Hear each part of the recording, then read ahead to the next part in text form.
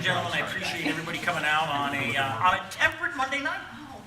It's really not that bad out there for January here in Northeast Ohio, is it? Yeah, I wouldn't call it a wonderful evening, but it's really not that bad.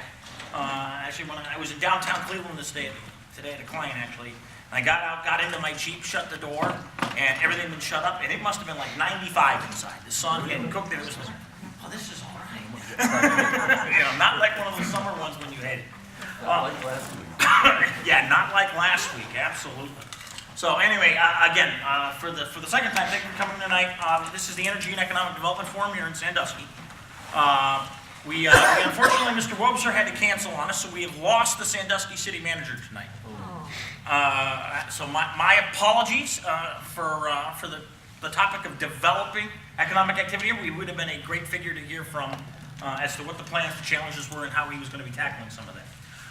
Some quick background on me, your moderator. My name is Larson. I'm with the E-Generation Economic Development Corporation.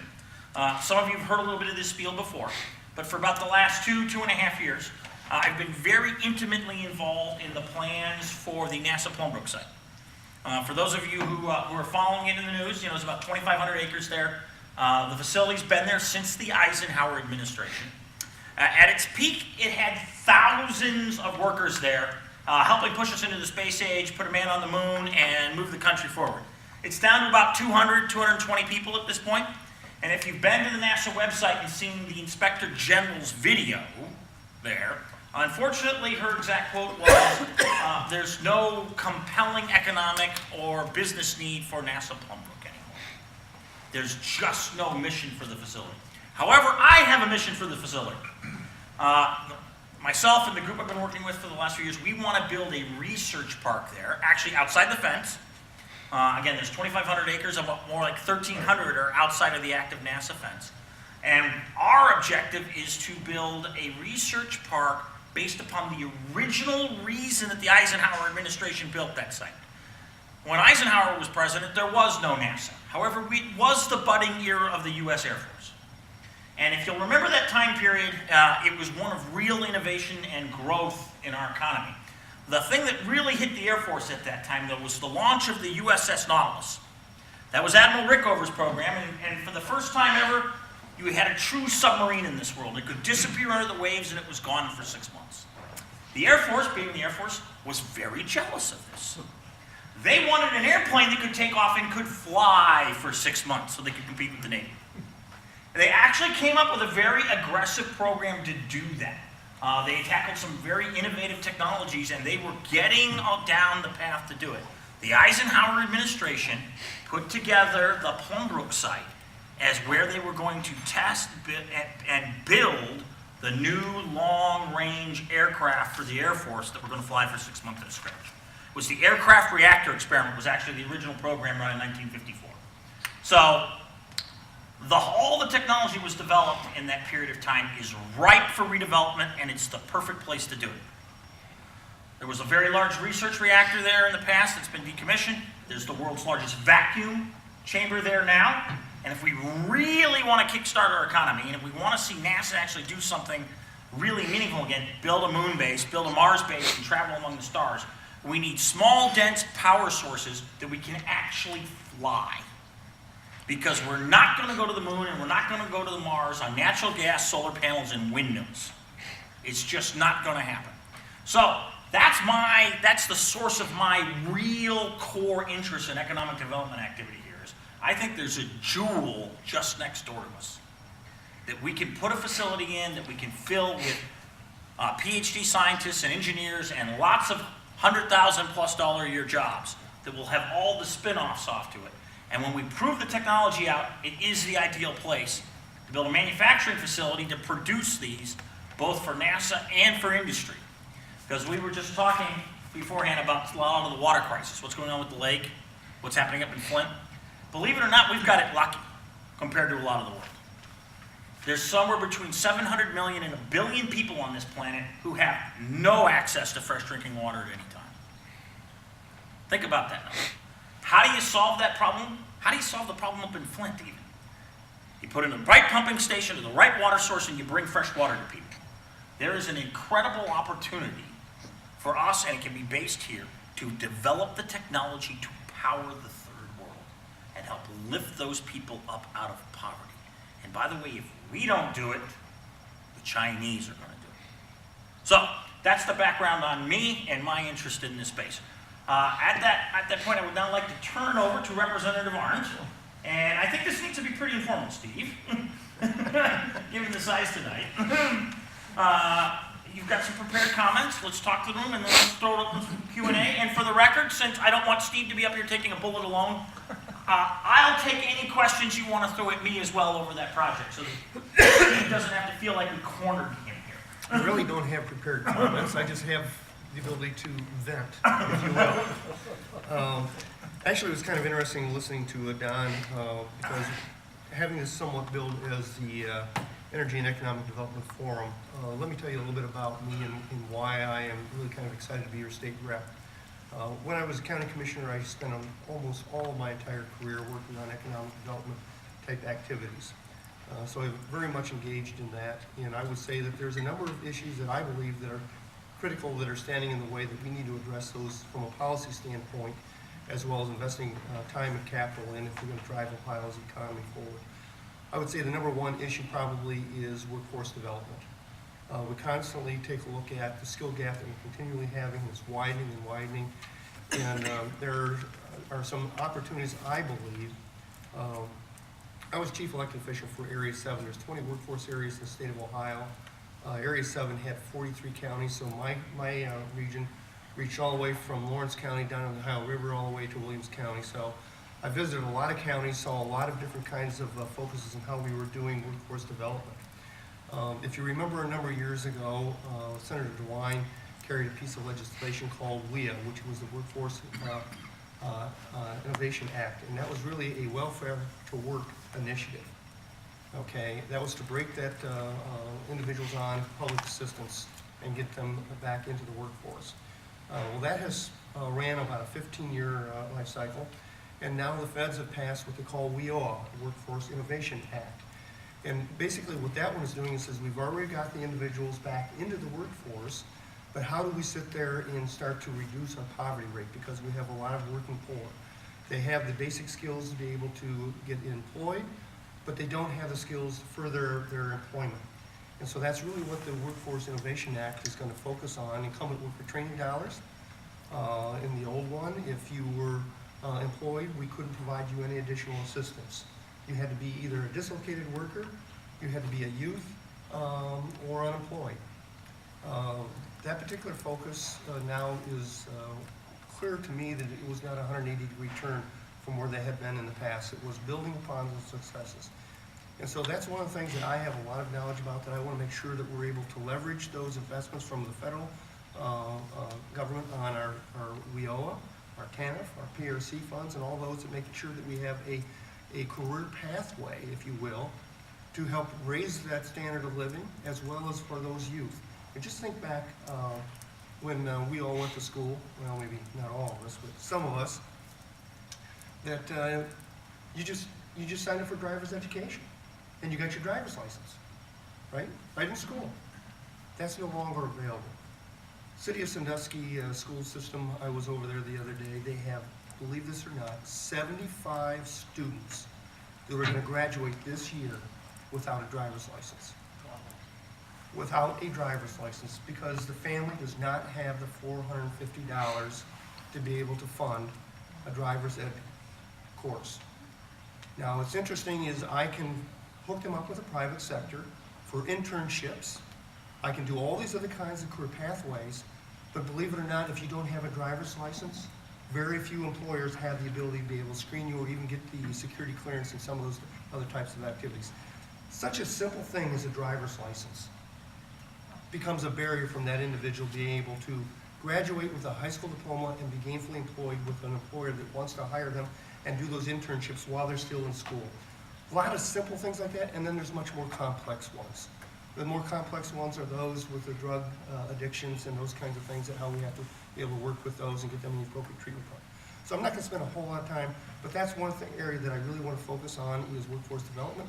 And you can't talk about workforce development if you're not strengthening your educational community and educational system. Give you an example that's kind of strange, but higher education, primarily I'm talking about the universities. They educate about 58% of our students out of high school, and yet your community college educate about the 42%, then you have a few others that are off more. But the community colleges only get 22% of the state funding. Only 22%. And we're investing more into the higher education in the universities, but when you take a look at your return on your investment and those that actually able to really make an impact on your community, it would be if we were investing a little bit more into those community colleges that are right here in our local community. So those are just some of the ways that we can help strengthen the educational system. One of the other ones is, the post-secondary education piece is a very good piece for kids to be able to take advantage of it. But unfortunately, if you're signed up for that, and the college offers a particular course that's also offered at your school for less money, guess where they take it? They take it to the university at a higher expense. So those are a number of kinds of things we want to tweak, I think, in the education and the workforce arena to help strengthen and build that and bridge that skill gap. The other part that I want to talk about that I think is a critical piece that I saw as commissioner is the lack of a good energy policy for the state of Ohio. Back in 1997, when Ohio became one of the 13 states that deregulated electricity, went to a free market system, there was a number of flaws, I think, in that particular piece of legislation. And then in 2007, we adopted another piece of legislation called Senate Bill 221. And Senate Bill 221, basically what that said, by 2025, 25% of all of our electricity should come from renewable sources. And renewable sources were primarily focused on solar and wind. Okay. Also, on top of that piece of legislation said that you had to reduce your electrical needs by 12%. And they used the 2008 as the baseline. Now, we all know what happened in 2008 with recession. So for me, it was very disheartening for me to see that a manufacturer maybe made some major capital investments in an energy reduction in 2007, got no credit for that going forward. That was just an investment that you made that you got no credit for. Where I'm going with this is when we became a deregulated state, there's an entity called PGM. And PGM manages the grid for those states that do not have a regulated utility, because on the deregulation portion was on the electrical generation only. Okay? So you can buy like your natural gas or any of those other things, you can go out and find a provider, on the generation, that's all you can shop for. Your local electrical individual, Ohio Edison or Toledo Edison, whoever you may be, they manage the distribution portion to your house. That is regulated. PUCO takes a look at what their costs are to maintain that distribution system, and it's a cost plus basis. PGM manages the transmission lines. And what you don't see in your electric bill in the past was what was the cost to upgrade that transmission system to get that power from, pick the source. Florida Sun and Light got the contract bid and received and is delivering power all the way from Florida to here. Give you an example. With the 2008 air quality standards, the fossil fuel plants have to incorporate carbon reduction. Okay, it's a good thing. Problem with it is with the generation piece being in the free market system, some of the older plants, they looked at it and said there's no guarantee that I can sell my power wholesale. Can I justify the investment? PGM goes out on the market and they purchase power in 3-year blocks, okay, from wherever they can get it, lowest bidder. I know First Energy for a fact had 3 plants that they were looking at making some capital investments, was going to total about $66 million. We said we have old plants. There's a glut of power right now because of the 2008 recession. I don't think from an investor-owned utility that my investors would allow us to make that investment. They didn't. What was the cost to all of us in our electric bill that you never saw on your bill, that you have no control over, the PGM? $66 million was not invested. but we invested $1.3 billion in the transmission system to be able to have the ability for you to purchase power from whomever you want to. So at the end of the day, was it more cost effective for us or not? Because those are costs that you don't have control over. And those are costs that you don't see on your electric bill or when you're negotiating. So let me tell you a little bit what happened to me in 2014. It was very disheartening for me. One of the things I was doing was selling large industrial gearboxes to some of the large manufacturers, steel plants, paper mills, aggregate suppliers. And you'd roll up at a steel plant and they're shut down in July. Shut down for 5 days. Why are you shut down? The grid was not stable, and PGM ordered the larger users to shut down and pay a capacity charge. The capacity charge for my one particular company went from $70,000 a year to $2.5 million. Now they have to make a decision, do they hire somebody that can monitor and see how stable is that grid? Or do they make those investments in one of the other states that are not regulated or deregulated? And that was the comment that I had from one of the corporates, says, you know what, we just got done making a $90 million plant expansion here, and I should have done it in Utah, where I wouldn't have to worry about the stability of the grid. So I don't know about you, but I don't think as efficient as the solar or the wind would ever be, that you're going to be able to afford to melt steel with that. It may be one of those things you can do your peak shaving for your energy efficiency from some of the small areas, so I'm not necessarily against solar or wind, but to say by 2025, we're going to have 25% of our generation coming from solar and wind, and believe it or not, nuclear energy was never included as a renewable energy source. So I have a plant, a nuclear power plant, Davis-Besse, that generates about 40% of Northwestern Ohio's electrical energy needs. So I can see from one tower of Davis-Besse to a Materion smokestack, and Materion was shut down for 10 days in 2014 because not enough power. It was in January of 2014, as commissioner, we got notified by PGM to prepare to notify your residents because we were going to have between 20 to 30 minute rolling brownouts. That was when we had 45-mile-an-hour wind with the below zero, and I think the wind chill factor was in that minus 40 as well. Imagine if you're on an electric heat pump or in a heating system and that particular time and you got rolling brownouts. The general public don't realize how fragile our electrical system is in Ohio and how our policies are such.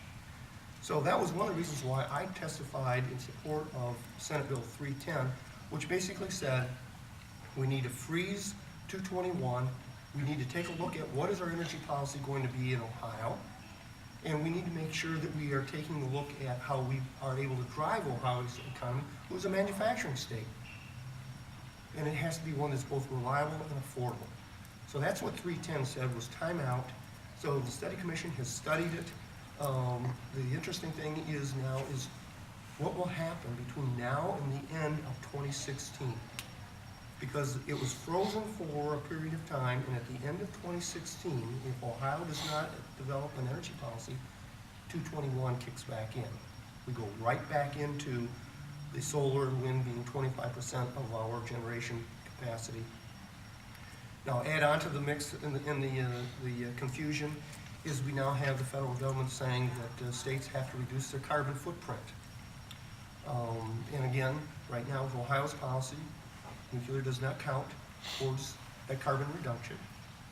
And if you really take a look at solar and wind, that maybe its generation is only good at maybe 50% of the time. What is the backup source for that? It's going to be probably a natural gas peaker plant of nature. They are not carbon free. So we're very much, I think, in trouble of trying to figure out what's the best pathway. Do you want to stay in a free market system? Do you want to have a regulated light? Probably what you're reading a little bit with a number of the utilities here in Ohio have submitted rate plans to PUCO. It is a stabilization, trying to make sure that they're able to get through this glut and make sure they still have, Ohio still has a baseload generation capacity, at least in Ohio. There are some from outside of Ohio the PGMs, as well as some of the other very large, now PGM makes money by managing the grid, you know, the transmission, not the distribution, but the transmission lines. So they have a financial benefit for Ohio staying in that free market system. And then you have the other large electrical generations from outside that would like to be able to ship power in. Of course, you pay the freight to be able to get that. It would be sort of a little bit like buying a washing machine that you can walk down the street at Frank's and they're going to deliver it free, 20 minutes away. Or buying that washing machine over on the East Coast or the West Coast. And then just saying, well, ship it, it's cheaper, and then all of a sudden you get the shipping costs later, and you didn't realize that was not included. That's a little bit what's going on right now in the electric generation portion. The other part that I'm going to talk just briefly on the economic development portion is all you have to do is take a look at a lot of different communities and how they're trying to struggle to revitalize their downtown business districts and repurpose those buildings. A couple pieces of legislation that I've been pretty happy to be a part of, 233. That one's actually already passed the House, which I was happy to be a co-sponsor of. And basically what that one does is allow you to declare an area in your downtown as a historic or innovation district. And what that does is it allows you to actually declare that as a public improvement, similar to what you would do an industrial bond for industrial development. You do a public financing in support of that. Right now, the communities, about all they really have at their disposal is what they call a community reinvestment area. And what that basically does is anywhere from 10 to 15 years, depending on the nature of the investment, you can forego a portion of the new tax valuation on the improvements on that building. But what this does is it actually allows the community to develop that as a public improvement project, so the cities or the villages' infrastructure improvements are publicly financed, as well as the private sectors can be financed. But you can do that for up to 30 years. CRA, 10, maybe 15 years. And it's at a much lower interest rate, but you can take up to 70% of the new valuation on that property and direct that towards debt retirement. That all of a sudden gets that cost per square footage for these downtown communities much more competitive and be able to repurpose and reinvest in those areas. One of the other bills, it's 182, which is kind of an interesting one. Some of you may know what a JED is, a Joint Economic Development District. Well, in a JED, you cannot do any kind of residential piece of property in a JED. They're just not permitted in there. But what this one is, it's because it's a redevelopment, it will be the ability to identify an area that's going to be a repurposing JED. And what you're able to do then is those areas that maybe Mark has already made his investment in his building, it doesn't need or have the value of being included in the JED. But yours does, and Don's does. So what you're able to do is once the community identifies that area, you have the ability to opt out. So you've only included those properties that need that additional financing mechanism to be able to redirect some of those investments in towards that debt retirement. And so it's one of the things that we've always done in our economic development strategies in Ottawa counties. We have a lot of tax abatements. And generally speaking, 69% of the tax goes to the schools.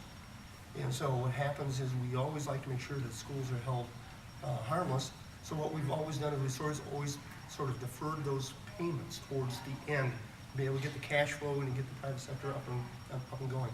That's what you can do with the JED. You can load those payments towards the end as they are able to finally get that building re-energized, get a leaseholder in there, and those kinds of things. So those are just some of the things I'm trying to do to help strengthen our local communities to be able to help drive their local economy. And that, I think, is enough that we will do more of a roundtable type discussions on other burning issues. Absolutely.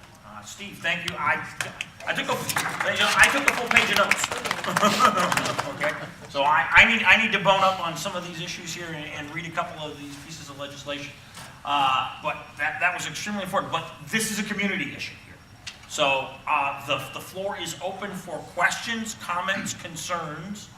Where do we as a community need to act in order to make sure that we're going to have a thriving, vibrant community here with a strong standard of living, quality of life, and increasing life expectancy. So I saw hands go. Patty, you have a question for Steve, I hope? Yes. Okay. Yes. All right. The Ohio Environmental Council that's based in Columbus, they are the huge proponents of that Senate Bill 221, and it has like another companion bill. And I really started to pay attention after they met with me because I was running for state rep at the time. And so when I would hear things like the capacity charge, I would tune in, and I remember hearing that it was going to go up. And I'm just thinking residential. I wasn't even thinking about industry or any commercial business. I'm just thinking the residents, the fixed incomes, the renters, the homeowners, the people with kids in college, and they're in a big, mostly empty house. The capacity charge going up 450% at least. I think it was last summer and the summer before that. And from what I understood and learned was the capacity charge was based on uncertainty. Are we going to have enough resources to make the energy to send out for what they project? Because they do. They project how much coal they're going to need for the coal-fired plants, which is mostly what we're powered by. And of course, Obama and the EPA wanted all these coal-fired plants to not be coal-fired plants anymore. And that was what the capacity charge, what spurred it on to increase more. And I don't know if you intentionally left that part out.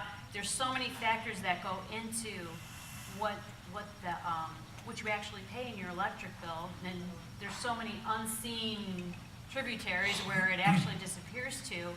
But when hopefully Ohio does determine to define our energy policy and not leave it up to anyone else, is there a way to ensure that nuclear is declared in the most advantageous light as possible? Because we have to do it. It is carbon emission free. It has nothing to do with global warming. That doesn't exist. That's just me for the record. Patty believes no global warming.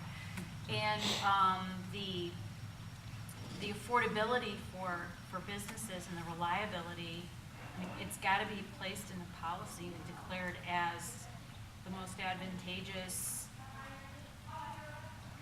non-carbon generating, because renewable is such a fake out term. It's like buying into the Ohio Environmental Council's Okay, craziness. you touched on a couple of pieces there that I think we need to talk about, make sure everybody understands. On the capacity charge, as PGM, as you indicated, they go out and they purchase these contracts for 3 years.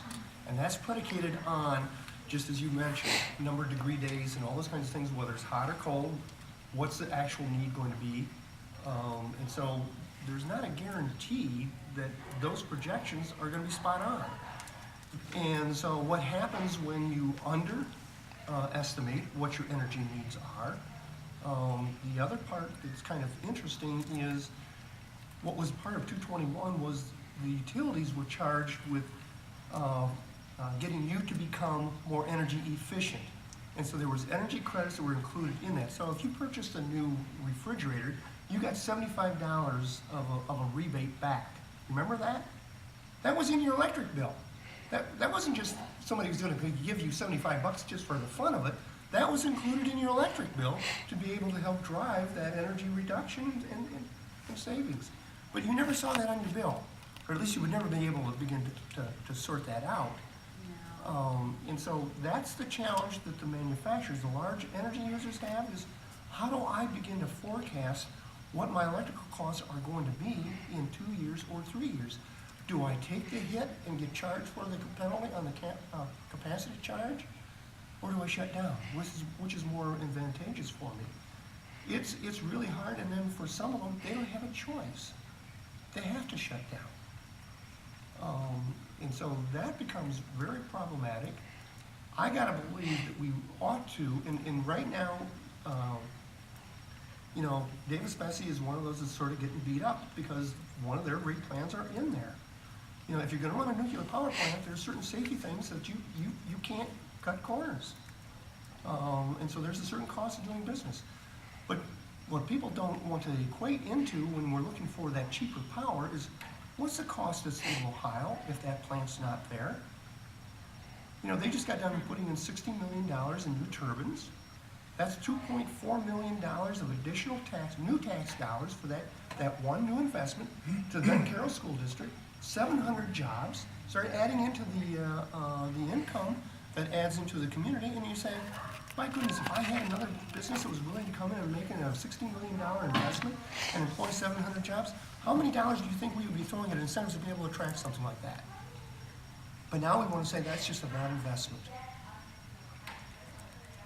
That's where I'm having problems, Patty, is because they're going to help us meet our carbon reduction. And where the state's at right now with the debate is, okay, you've got two choices to be able to show. You either go with a FIP, a federal improvement plan, how you're going to reduce your carbon footprint, or you have to do a SIP, a state improvement plan, how you're going to meet your carbon footprint or reduction. And so the debate and argument is did the feds overstep their bounds? Yeah. And so, you know, that probably will be sorted out in court with attorneys. They're already talking about that. But at the end of the day, for me, the clock keeps ticking. And 2016 will be the end of it before we know it. And if we haven't gotten an energy policy, because there will be some say, be very careful if you go with the SIP. Because if you do and you miss any of those marks, you've just now, you made the rope that you're going to hang yourself with. Where with a FIP, you may have more appeal rights as to why you couldn't meet those and why it was unreasonable. Because it was the federal plan. It wasn't our plan. So there's, the attorneys are spinning this. My concern is we wait to the 11th hour again, and then we try to rush some kind of bill through that's half thought through, and we don't even take advantage of some of the new technology that potentially could be coming with a molten salt reactor that can produce medical isotopes off of our spent fuel at a nuclear power plant. Right. And by the way, the United States has no source for medical isotopes in the U.S. They come from Canada, from a fairly old plant. That's their primary source. When we could actually be producing this stuff right here in Ohio, driving Ohio's economy. I happen to believe we have to go back to some form of a regulate light. We have to have some form of electrical generation base that we can count on day in and day out here in Ohio. And I don't think it's prudent for us to tell a manufacturer that you can't increase your electrical load from what it was in 2008. I would hope to God that they're able to say, I'm going to add a second shift or a third shift and not be penalized for it. Right. But that's not our policy in Ohio.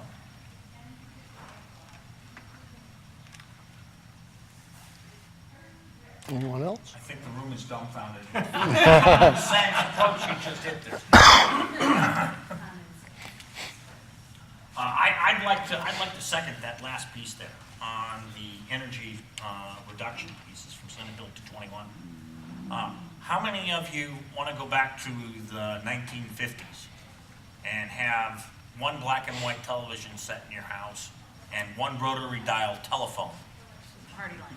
with a party line so that your energy consumption goes down?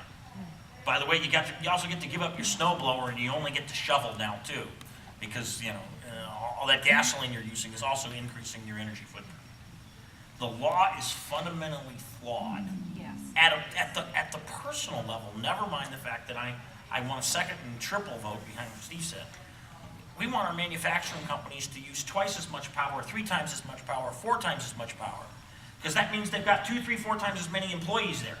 They're creating that much more economic development. They're shipping those products out of state. Never mind the money that's all coming in as we export, whether it's pipe, gas, appliances, automobiles around the country and around the world. So as an economic development plan, 221 was a disaster, absolute disaster. Other questions, comments, concerns from the room? Other pieces of the economic development lay of the land. Steve hit workforce. I brought up energy. We got back to energy. Obviously, I'm real passionate about that side. But other pieces of, whether it's education, roads and infrastructure. In this 221 thing, didn't they allow for new businesses? I mean, where is, what I'm saying? They use the 2008 as your base load. So they just figured it was gonna be froze at that point. And the Or- additional capacity would come from your 12% reduction in energy efficiency. That would be our reserve capacity. And of the 13 states that are deregulated, all of them, except for Pennsylvania, are running about 2 to 3 cents a kilowatt more expensive than the regulated states. You know, it's sort of like breaking up Ma Bell. You know how much money we save there. You know, it just seems like when we go down these paths, and you know, I'll never forget when they were doing the deregulation portion, is they were watching California and said, well, we're gonna make sure we don't make the mistakes that California did, because they were going through rolling brownouts. And so we learned from them, and we did ours right. But at the end of the day, I'm not so sure we really did, because we have these other hidden costs that don't even show up on your bill. And so that was one thing that 310 said is, okay, you know what? If you're gonna do these kinds of things and you wanna do the solar and the wind and all these other things, it has to show so you actually know what that costs. And you know, there are some businesses that, quite frankly, it makes sense for them to do and incorporate it as a part of their energy management plan. The challenge that does, though, when you go large scale, is it's intermittent in its reliability. Puts a lot of stress on those that are managing the grid, because you can't compress electricity. I mean, you can in a capacity, but not practically on a large scale.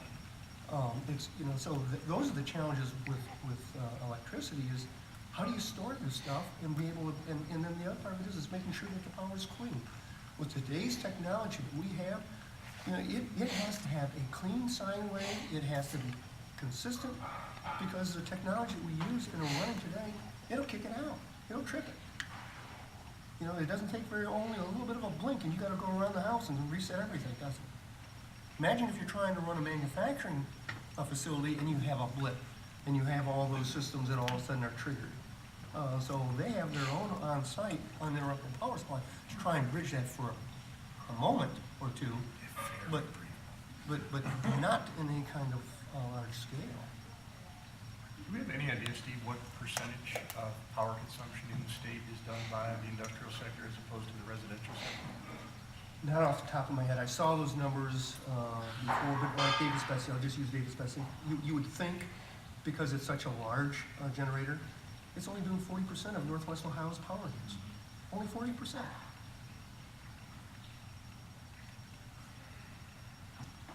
Let me see if I can find the answer to that question. I know where to look. I should It's not- have that at my The answer fingertips. isn't critical. I was going back to your comment about you can't melt steel with solar, and I completely agree with that. As in everything, there's such a macroeconomic effect to every small decision, and there is no the easy answer doesn't exist, obviously. I completely agree that the focus needs to be on workforce development. I think that's a great idea, but the energy market needs to be available, reliable, affordable, and competitive. But at the same time, I do think, whether you believe in global warming or not, I, for a long time, denied it. I'm still not convinced. But at the end of the day, I say, what if it is happening? And do we not have a responsibility to do everything in our power to not poison the planet that we live in? And to just say, well, renewable isn't a good thing. I think with the advances in technology that are still going on and will continue to go on, I think it's going to get better. And maybe they are able to develop storage capacity. I don't know. And again, I know there's no easy answer, and everything will affect a million other things. And I think there's a couple questions, I think, from Ohio's energy policy we have to answer. First off, I'm not going to get into the debate whether there's global warming or not. There's ways for us to say, okay, you know what, we ought to reduce our carbon footprint, and we can do that. And we ought to give credit for nuclear power that is carbon-free, that can generate, it's stable, and it's, you know, you only have to repower those things once every 18 months, so, you know, you know what your costs are going to be to power those things, and so you've got reliability factor there. But there are other sources of power that we haven't even thought of, like e-generation.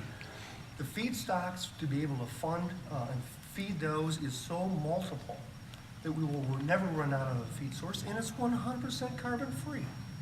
And it can be online 24/7. So you can use biomass, you can use coal, you can go down through all the different feed sources for a molten salt type reactor that can feed off of that. So shouldn't we be better off and just say, we're going to set a carbon target. If this is what we're going to identify as our renewable, but let's not start out and say this is what renewable is. It's solar or wind. Oh, yeah, I totally agree. So allow the technology to develop over time. The question is, okay, we can set that carbon goal, but then are we a somewhat regulated utility in Ohio to make sure that those investments are made here? Or do we just want to stay on a free market system? And we'll pay for whatever the market demands at that particular period of time. Because you could find yourself in the very same situation we were in 2014 when Powers just was not there to buy. There was no natural gas to fund to fire those natural gas plants because there was no natural gas at that time. I mean, the supply was exhausted. So you can have those peaks, and some years you might win, and other years you may not. Well, I think the free market is one of the most beautiful things in the world, but I also think there's places where it doesn't belong. I would not want the market to maintain our highway system. I don't want the lowest bidder, taking care of the roads that we rely on for all of our transportation needs. I think the government should be involved and should oversee, or at least regulate. And I think, like you said, the phone company is one of the biggest, it was one of the worst decisions that ever got made. And I think with power, it's the same thing. There should be oversight. Should be regulated. And that's why I supported the rate plans, not just for First Energy, but also for a number of the other ones to make sure that we were able to preserve that base load here in Ohio. Because at the end of the day, am I going to pay for it, make sure that I have a reliable source there, or am I going to pay the $1.3 billion in an upgrade for a transmission system that I don't know for sure if there's going to be any power come down that line? It's like the old Fram 1 filter guy. Yeah.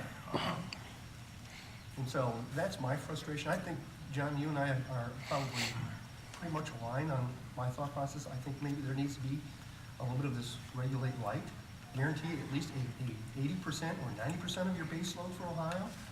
And if you can fill in some of the others, we'll see. But boy, just to be 100% dependent upon what's available on the market, Yeah. I'm nervous about that. So am I. And, people say, well, the government will just screw it up.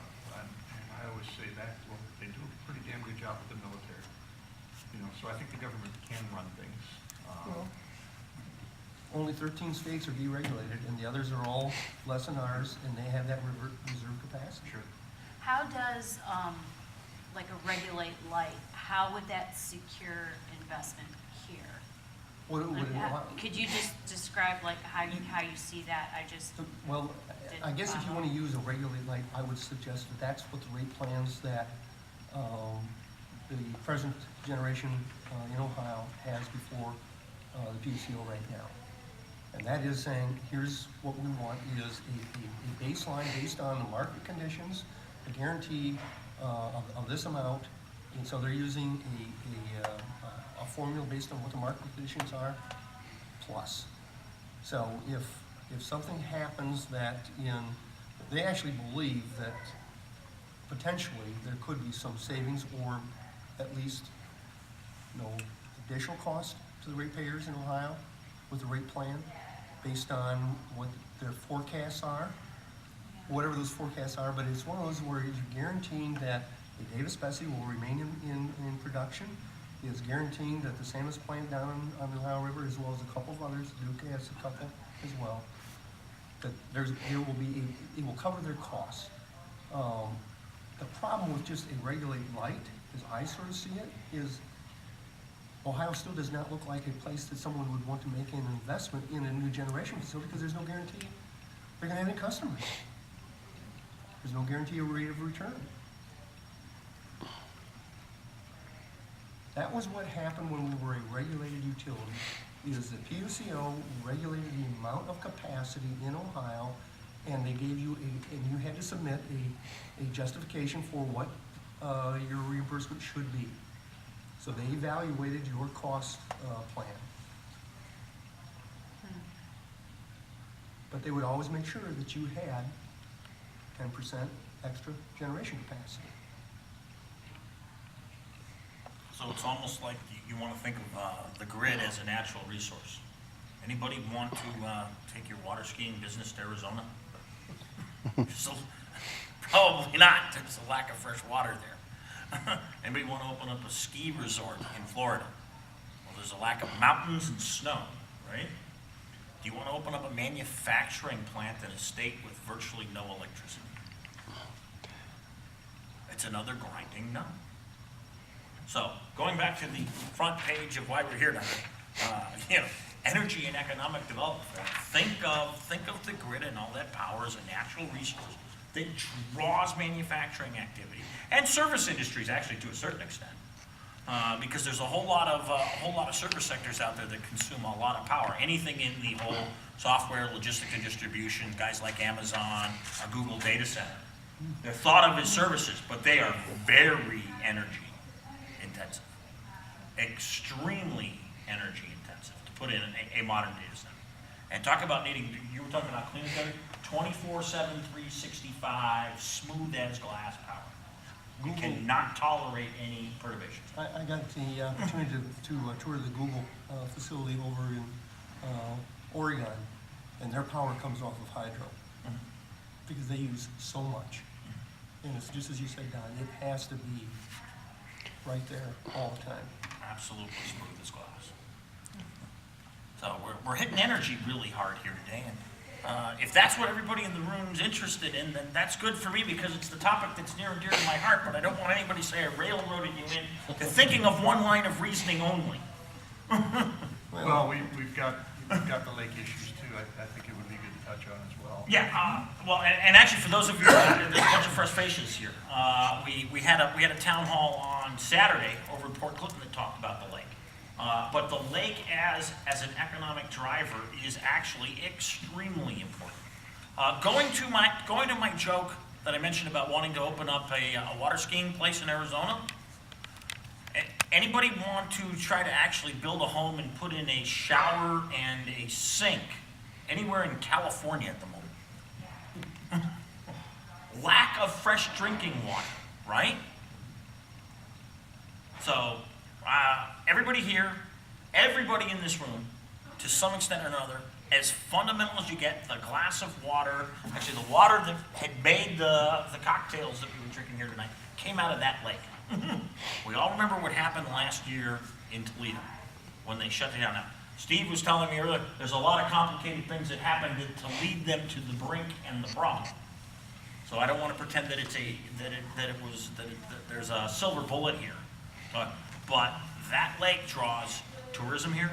It supports all the families that are here. And fresh water is vital for our manufacturing facilities. Davis Bessie's intakes bring clean water into the plant, it warms it up slightly, and puts clean water back out into the lake. Where do you see all major power plants built? They're on lakes, they're on rivers, they're on oceans. Gobs and gobs of fresh water are necessary to the generation of 24/7, 365 baseload power in order to be able to run a modern manufacturing economy, without a doubt. One of my favorite examples on this, very green power will never be able to do it here. The Norwegians are famous for their very, very high percentage of energy that comes from quote-unquote renewable resources. It's all hydropower. They have no dams. They build giant flumes that go up the fjords and collect the water as they're coming down the hills and drive it into the hydroelectric stations at the bottom. They actually refer to the water there as white coal. They call it white coal. That's all that water racing down the mountains there. You know, who are the largest aluminum smelters in Europe? It's not the Germans. It's not the British. It's the Norwegian because they got cheap electric power. All that electric power drives all the aluminum that comes out of the Scandinavian countries there. So the lake, as a source of keeping us alive because, by the way, you'll die in about 4 to 5 minutes if you don't breathe. You've got about 3 to 4 days if you don't drink. And if you're like me, I could probably go 8, 10, 12 weeks without eating because of the spare tire. So fresh water really does a tremendous amount for us.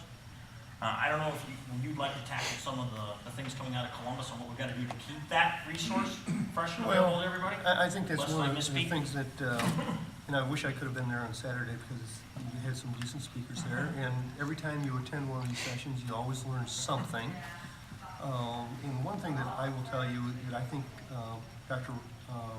Reuter is spot on is we need to let science help drive this. Because as soon as we think we understand it, we start to realize how much we don't understand.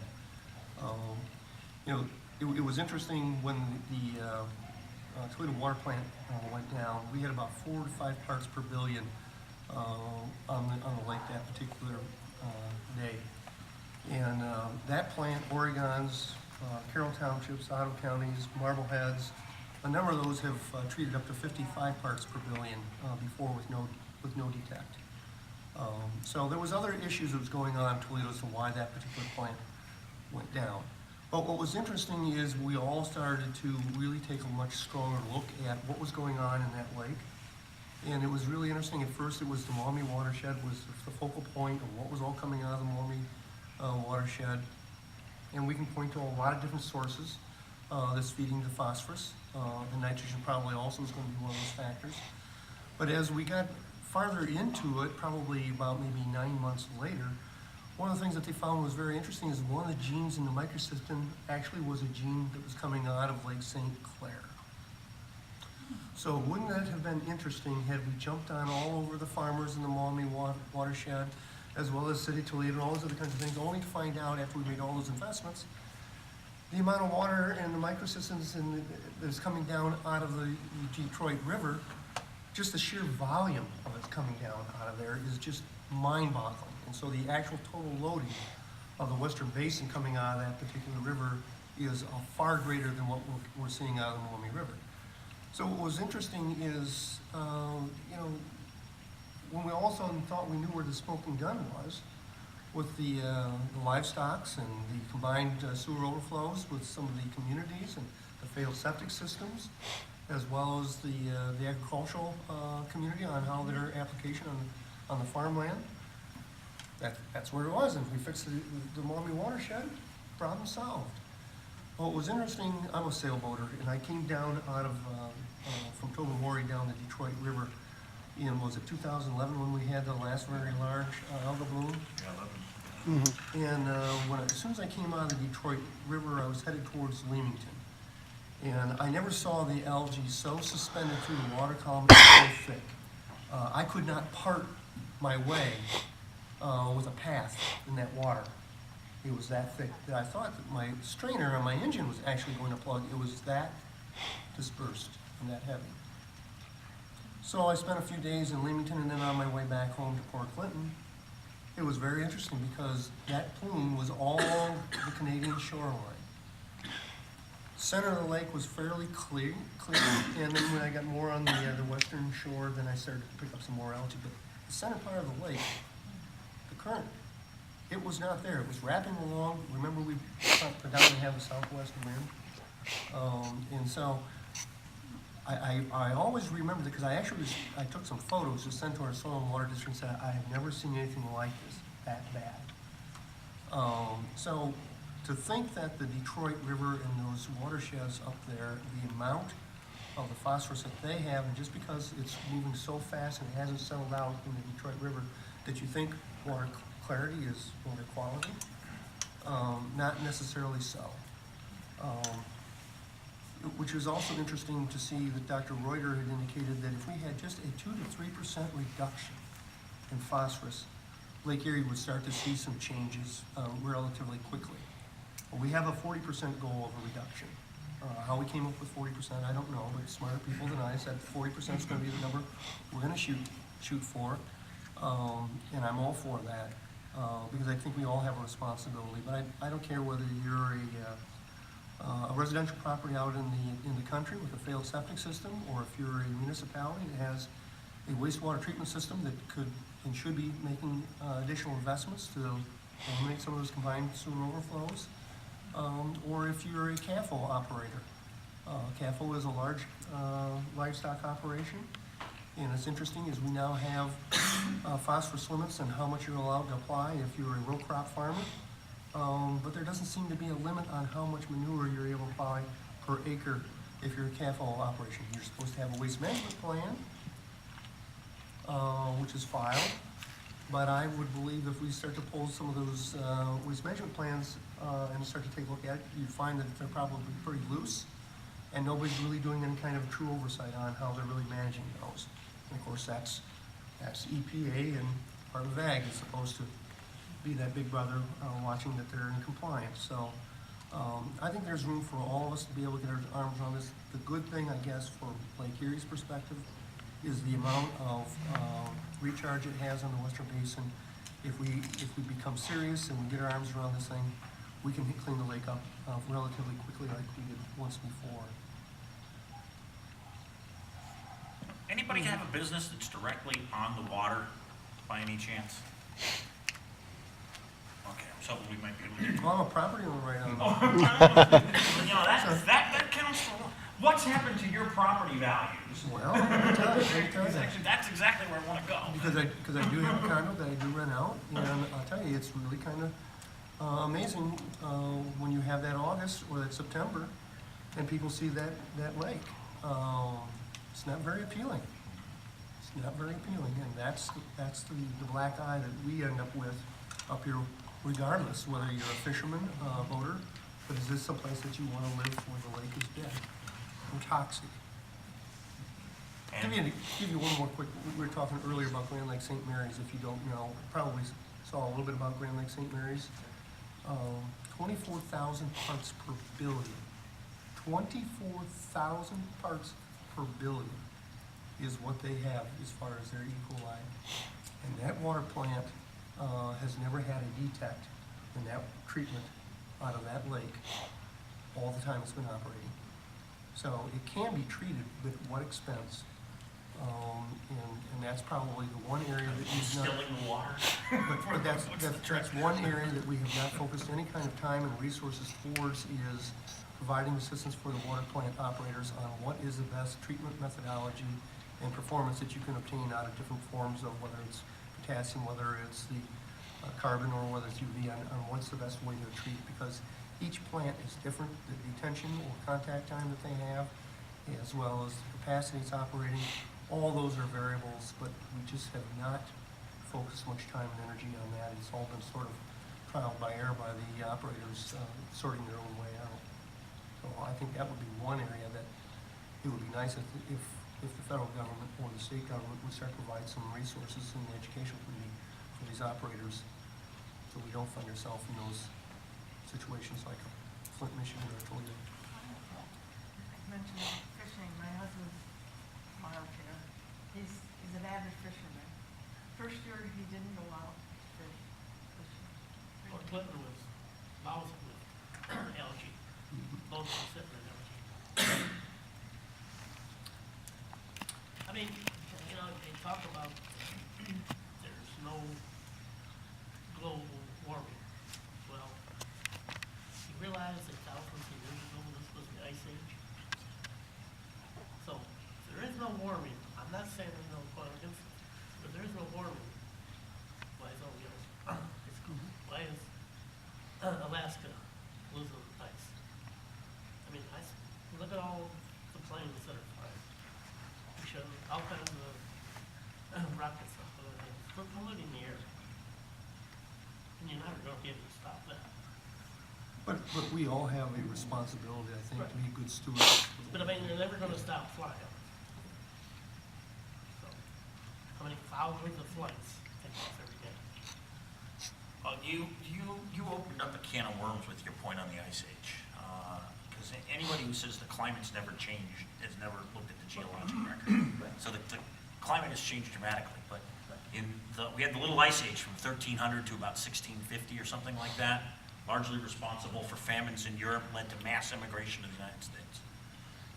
We came out of that and it warmed in the 1600s, and it was not the industrial era, and we don't know why. 12,000 years ago, there was a mile of ice right here. A mile of ice right here. And it warmed up and it melted. And we don't know why. 25 million years ago, we had a snowball Earth. The ice went all the way to the equator. And by the way, 99.3% of all life on the planet died because the ice went all the way to the equator. The planet warmed up, and we don't know why. Now, that doesn't mean the planet's not warming now. I don't want to say that they're wrong, but think about that for a second. Hope that they're right. Hope that they're right and the planet's warming.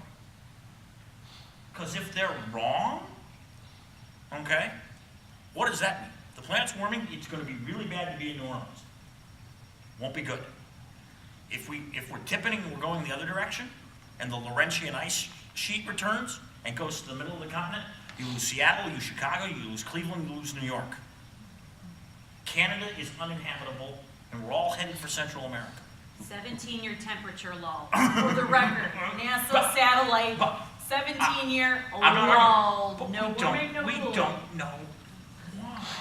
Well, there's That's the big kicker. there's all kinds of conflicting data. Right. You know, they also say that the last 3 years have been the warmest years on record, and But I don't think we can deny that the climate is changing. I think the question, and when I said I and didn't it always want to. has been, the extinction level event, the threat to 99% of the life on the planet is ice. Well, I think Not the fresh question water. becomes, why is it changing? Fresh water. And are we causing the change? And if we, and why, the reason I don't want to believe in man-made global warming is we're screwed. You know, if we're the problem, we're screwed. You know, and there's Well, no, theories you're that say missing. sunspot If activity we're the can cause- problem, we can do something about it. Well, but If will we're we? not the problem But and will we tip we? the other direction, we're all dead. Absolutely, absolutely. And there's, and what do you do about that? That's the thing that's really, truly frightening. That's catastrophic climate change. The extinction of virtually every living thing on the planet is caused by ice, not fresh water. You're gonna have to be believers, I'm sorry. Sorry, Steve, Don, but you gotta be thinking though, is that, see, you're assuming that our scientists are right. Because, I mean, there's a lot of guesswork and a lot of assumptions made. And it's not all, and they have been proven wrong in the past. I think that's what I just said. I just can't They- believe that whole. The models do not predict anything that we've seen from the past. Well, here's the other thing, who's funding the research? Very flawed. We're getting. Who's funding? Yeah, and we should be talking about economic development. I'm a real simple kind of guy, so I always use the Boy Scout model, you know? Just be prepared and leave Did I leave bring it. up something wrong? No, I think you did. I think you're No, okay. no, you didn't. No, it's just. But I'm thinking, you You know, gotta figure, you're to Florida and that, they're getting cooler winter, summers and that. You want to eat more winter, whole earth, the world is changing. Oh. Well, it dovetails into the conversation though, because if we are the cause, and if our carbon output is actually the cause of this, we need to change the way we do things, and that affects us economically tremendously. Unless the planet's tipping the other direction and the ice is coming, then we need to do everything we can to warm the planet. Think about it if they're wrong. But That's not a crazy statement. I don't think it is, but I'm saying, what if they're right? You know, Pray that they are right. Because if they're wrong, we're all dead. We want to go anyway. What we do. Pray they're right. yeah, it won't be in our lifetime. You know, our kids and their kids. Pray that they're right. but if you just take a look at the lake, we'll go back to the lake, we have the ability to make a change. Right. Absolutely. We have the. Right. I actually have a, should be doing something. I actually have a question about the lake and about Mark. economic development, if we can get away from global warming. Absolutely, we We should could do be all, that. This is the wrong forum. We could be weeks on that and nobody will agree. That Bill 233 that you mentioned, can that district, go in the same place where there's already a CRA? You can use both. You use both? Because Port But- Clinton has Did they do that? they did a CRA district. They did do the They did do one, yes. And I just wondered if they can do the same, if Bill 233 can do. Now, 233 is over in the That Senate, district can go and it's over. not law yet, other than it's passed the House. But they can still go back in and they can do the 233. The difference is that for their Main Street project, it may be too late. Because they're already going to be moving forward with their, and they already have the financing in place for that. But some of the other areas, they very well may want to do something like that, or maybe on the east end of town. Well, the district is from But Adams to, I mean, there's set boundaries for that. Well, for one thing, I'm not sure that how many people really know that we have that. For those of you who didn't take notes, by the way, 223 is the Downtown Business District Revitalization. 230. Okay, so I had a question about that, whether that can be overlaid. But if the with, property has already utilized the CRA, then they could. Okay. But you could have a CRA, no damage has been done, as long as they have not acted on the investment on those properties. You could then incorporate the 233. What you're seeing is there's a lot, we used to have enterprise zones, and that's when we were doing tax abatement, and primarily that was because you had tangible personal property tax. Once that went away, the enterprise zones really didn't have much value anymore. So you're now seeing people put the CRAs in place of the enterprise zones, and you can still have both of them there. But what you're probably going to find is that the CRAs are probably more efficient and easier to move through than a tax abatement or a enterprise zone. You still have the same number of parties that come to the table to put together the agreement. The school will still be at the table, depending on the amount that you decide to redirect. Okay. The other question I have is on lake water quality, because a farmer that I talked to said, how come they keep allowing them to dredge the Maumee River and then dump it in the lake? I thought that was changing. That is. But it hasn't changed yet, has it? I don't think so, Mark. I think that was passed, but I don't think EPA, or not EPA, the Corps has been bound by that just yet. That's what I was wondering, is all the legislation that was talked about for the water protection, is it all in place, or is it still a work in progress? Senate Bill 2, which was adopted, the implementation of it is just now starting to go into effect, such as placing manure on frozen ground or fertilizer. You can't do that. But that is all, that's all going forward. And so, because that just passed, I had no way that you'd be able to see whether or not that was going to be effective with last year's eligibility, because it wasn't in effect at that time. No, I understand. Is That part of it is. is the measurement process in place, or is that still working? On the amount that you can apply for the farmers? No, how they're going to monitor it. I mean, somebody's gonna be keeping track of phosphorus levels, right? Yeah, that's ongoing. That's ongoing. But as part of all of this extra focus on reducing by 40%, I mean, we have to have a way to verify that we're actually reducing those levels, and is that system in place yet? No. It's not. No, And those are goals. what's the timeframe for having the measurement facilities? Or are they just taking samples, or do they have sensors? I mean, They have a number of sensors that they're pulling in a variety of different places. One of the other things is the soil and water districts are doing different kinds of samplings, like tiles Okay. and streams. And so they have a number of interns that do some of those things. One of the things that was kind of interesting is Ottawa County Soil and Water District, they started doing some of the samplings of the tiles as well as the streams. And for years, we always believed that the phosphorus bound itself to the soil. And it wasn't until we started doing the internships that we actually seen that it was actually coming out of the tile as well as surface. The other piece that I found really interesting is that some of the things that we jumped off and tried to do last year, with the radishes, with the cover crops, only to find out that if we didn't have some of the crop there after the radishes died off, what they basically did was pull the phosphorus to the surface. And then when they died off, then you had the surface runoff of the phosphorus. And that became an eye-opener. Nobody saw that coming. And it was also kind of interesting. I went over to the Erie County Soil and Water Planning meeting the other day, and what they're talking about is that because there's so many different types of soils and different type of farming practices, no-till, you should not really be doing no-till unless you've got good drainage. So unless you've got the tiling system in there, the no-till really is not, you're not going to get the kind of performance out of the no-till that you would think.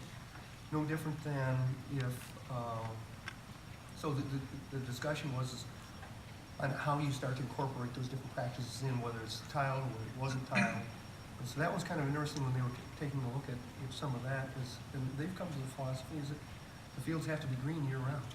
When you were saying that you shouldn't do the no-till unless you have the drainage, you mean the soil has, just so it'll percolate down through the soil, or you mean drainage is out to the ditch? Because that would be kind of. What they're talking about is good air-water movement in the soil itself, so you have to condition the soil first. So it's not drainage to the ditch, And it's because it's what actually into happens- the soil. Yeah. Yeah, okay. You get more of a flow through the entire soil for longer detention, I guess.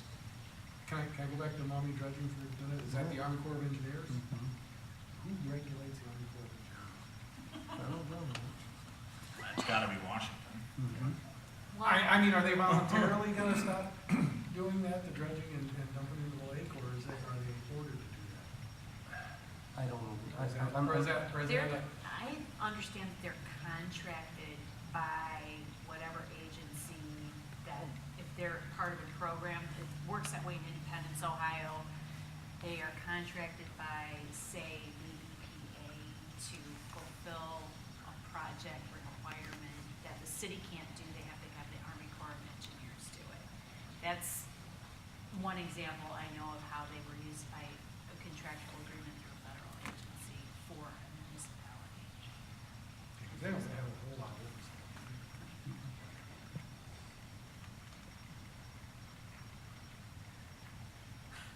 Just wondering.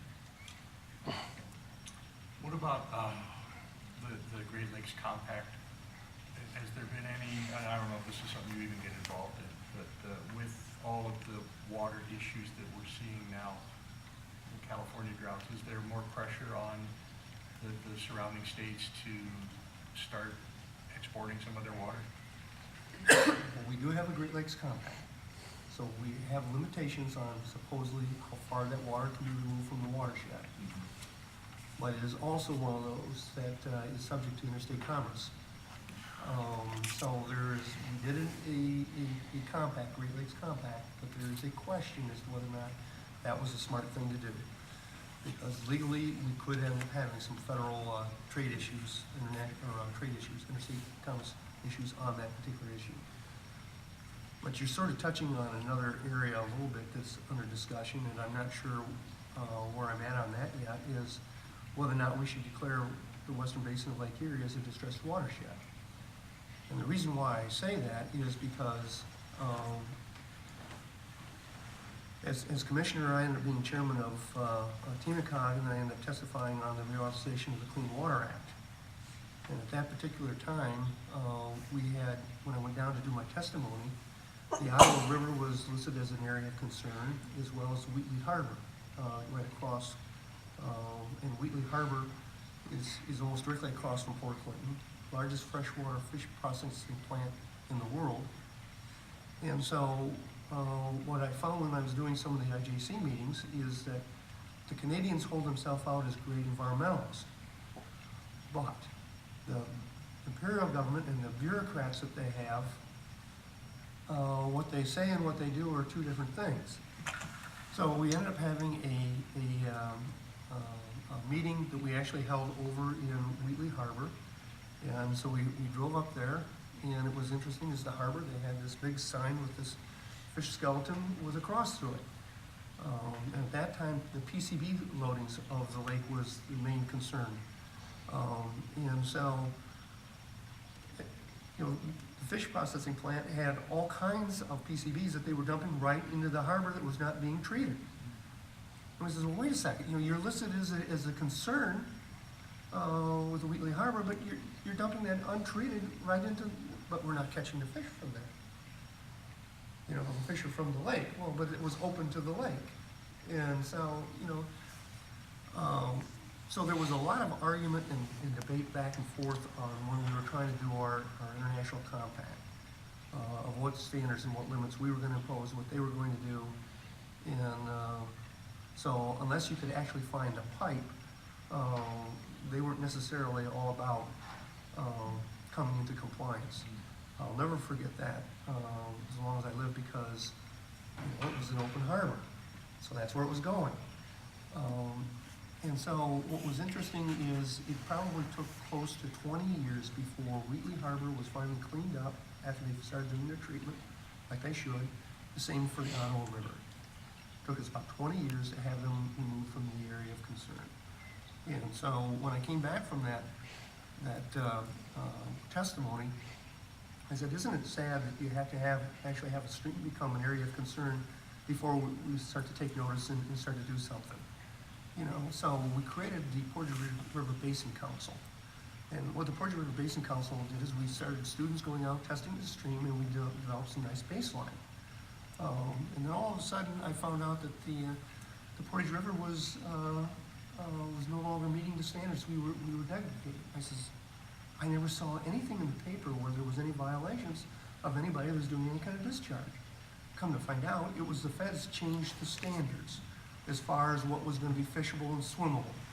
Well, anybody that knows much about the Portage River knows that it's never going to be swimmable because it's so shallow and it's just so flat that you're not going to retain the oxygen level in some of those areas. So they arbitrarily changed the measurements, and now all of a sudden we're saying, you know, your stream is degrading. Had we not done those baseline loads, we would never have been able to argue that that stream has not changed. And actually, it was kind of interesting because at that particular time, when we were doing those numbers, we could eat more smallmouth bass out of the Portage River than you could out of Lake Erie because of the PCBs.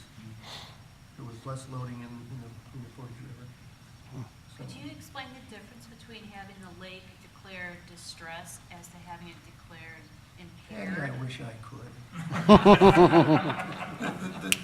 The difference, from what I understand, the thought is it brings federal focus and federal resources to try and start to identify the points of pollution in areas of concern.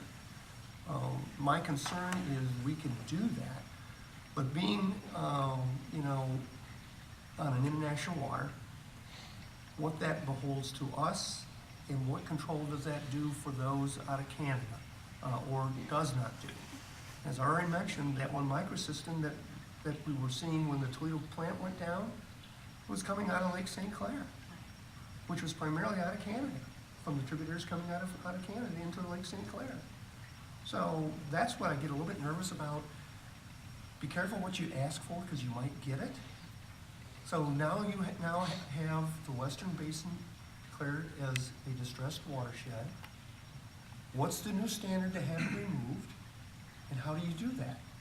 I'll never forget in the village of Elmore, we've got a little bridge going across the Portage River.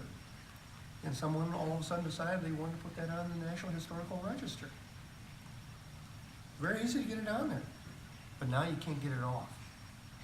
And all the additional requirements that you have, because that bridge is now declared a national historical significance, the process that you have to go to replace it, and what it goes back in there, it just, just for that bridge is $450,000 just to do the assessments as to whether or not that bridge has to be replaced, and because of that historical significance on that.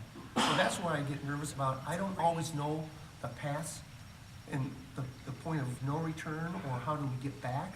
So I think it's one that we have to be very cautious and understand exactly what are we asking for, and what does it mean or doesn't mean, and can it really accomplish what we want. And is there a lawyer who's already familiar with it and doesn't have to relearn The the whole thing. Chesapeake did that. The Chesapeake Bay declared theirs as a distressed watershed. It took them close to 15 years to get through the legal challenges before any work started to be done. It was challenged for 15 years in court. And so that's where I'm a little bit of, you know what, I don't want to wait 15 years before we start doing some things that we know we can do. That's not an option. So, and I don't know who's going to fund all that.